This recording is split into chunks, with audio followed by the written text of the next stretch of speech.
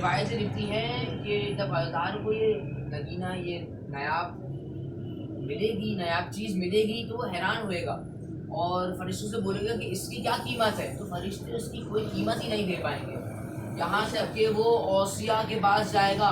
وہ اس کو ترک کر دیں گے، انبیاء کے پاس جائے گا وہ اس کو منع کر دیں گے، اولیاء کے پاس جائے گا وہ اس کو منع کر دیں گے، اور جب وہ شخص یہاں تک کہ رسول خدا کے پاس بھی جائے گا نا تو رسول خدا اس کو کہیں گے کہ اے عزادار امام حسین، اس نایاب چیز کی قیمت فقط حسین ابن علی دیں گے، فقط حسین ابن علی دیں گے۔ اب جب وہ عزادار امام حسین کے پاس جائے گا تو امام حسین صدا دیں گے کہ اے عزادار میرے پاس آ جا، عزادار حیران ہوئے گا اور بولے گا کہ کیا امام، میرے تو اتنے اعمال نہیں تھے کہ یہ نایاب چیز میں حاصل کر سکوں، تو امام کہیں گے کہ اے میرے عزادار یہ وہ آنسو ہیں جو تو نے میری راہ میں قربان کیے، میری راہ میں بہائے، یہ وہ آنسو ہیں، اور پھر اس نایاب موچی کی قیمت امام اسے ادا کریں گے اور اسے جنت الفردوس میں ایک اعلیٰ مقام عطا کریں گے۔ درود پڑھ کے محمد علیہ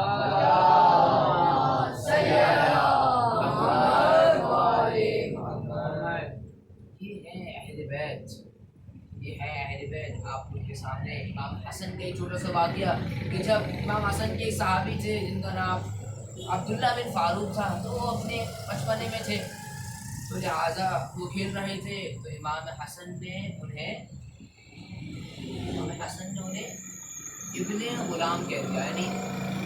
ایسے کہا کہ اے ابن غلام۔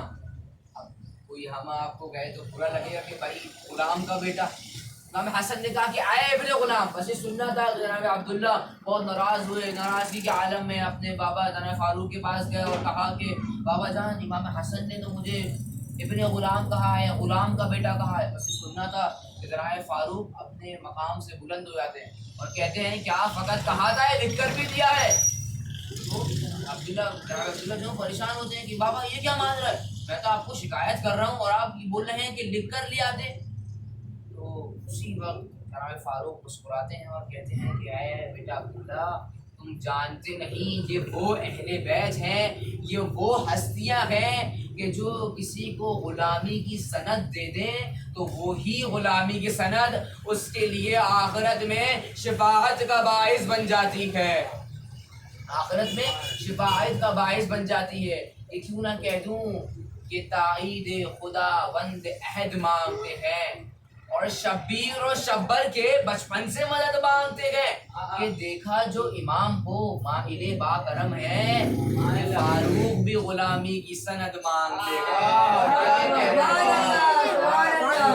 ضرور پڑھتے محمد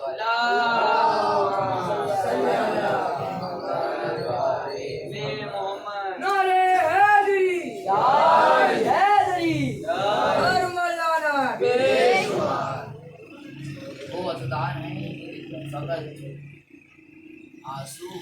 ہمیں بخشوا سکتے ہیں، یہ وہ اہل بیت ہیں کہ جو ہمیں فقط غلام ہی کہہ دیں تو وہی کافی ہے جنت سے، جنت جوانان جنت کے سردار ہیں۔ بس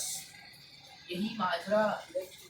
ہوا امام حسین کے ساتھ، جب امام حسین کی آنکھ نم ہوئی۔ کیا خوبصورت سا ماجرا ہے کہ جب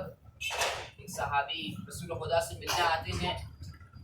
تو وہ اپنے ساتھ ایک چھوٹا سا ہرن کا بچہ لاتے ہیں اور امام حسن کو دے دیتے ہیں۔ اب امام حسن مسجد میں موجود ہیں، امام حسین گھر میں موجود ہیں، تو اب جب امام حسن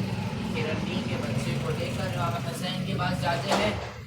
تو امام حسین اپنے نانا جان سے پوچھتے ہیں نانا جان میرا ہرن کا بچہ؟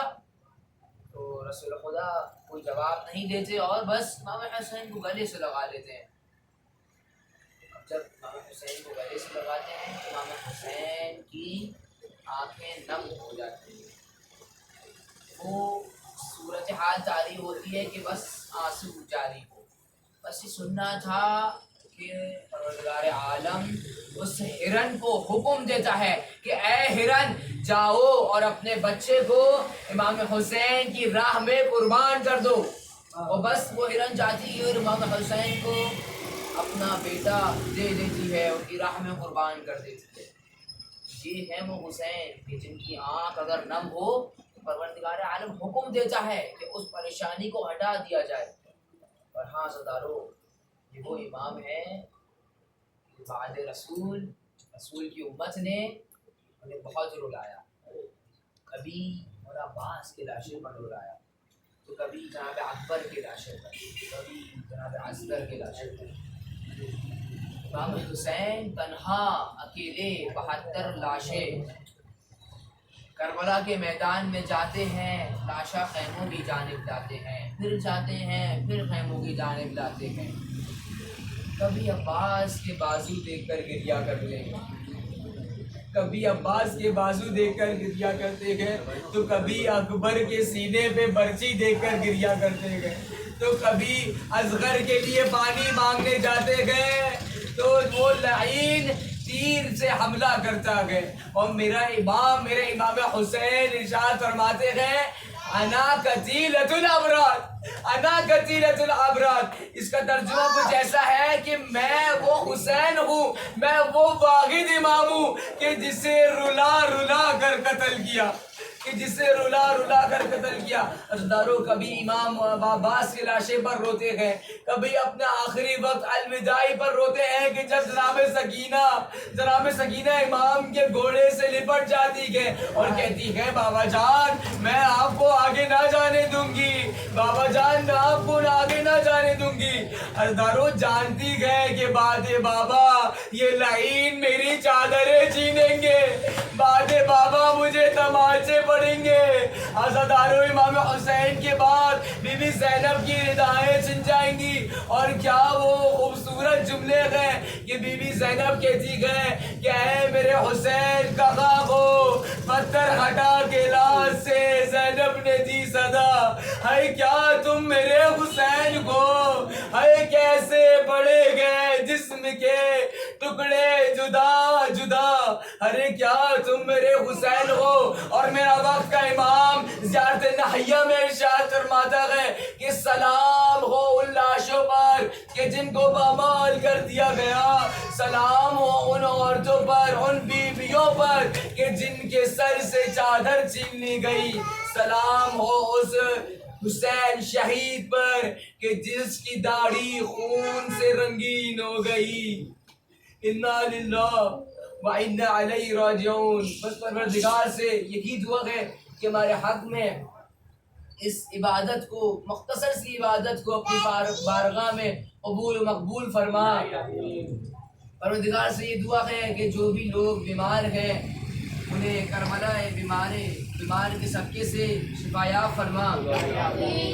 اور پروردگار عالم سے یہ بھی دعا ہے کہ ہمیں دنیا میں 14 معصومین کی زیارت اور آخرت میں 14 معصومین کی شفاعت نصیب فرما. اور ہماری تمام دعاؤں میں سب سے اہم دعا کہ ہمارے وقت کے ظہور میں، ہمارے وقت امام کے ظہور میں تعجیل فرما، تعجیل فرما، تعجیل فرما. ربنا تقبل منا انك انت السميع العليم برحمتك يا ارحم الراحمين. ماتم حسین.